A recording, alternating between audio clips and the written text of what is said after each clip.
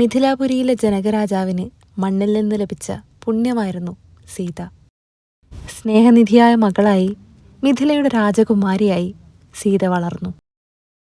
ശിവധനുസ് തകർത്ത ശ്രീരാമന്റെ കൈപിടിച്ച് അയോധ്യയുടെ കുലവധുവായി എത്തിയപ്പോൾ സർവൈശ്വര്യങ്ങളും നിറഞ്ഞ ജീവിതത്തിന് പകരം വിധി സീതക്കായി കാത്തുവച്ചത് മറ്റു പലതുമായിരുന്നു.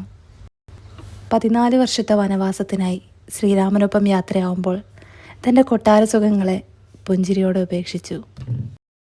പിന്നീട് ലങ്കാപുരിയിലെ അശോകവനത്തിൽ രാവണൻ്റെ തടവറയിൽ കഴിഞ്ഞപ്പോഴും രാമൻ എന്ന ഏകാന്ത ചിന്തയിൽ സീത തൻ്റെ പരിശുദ്ധി കാത്തു സൂക്ഷിച്ചു.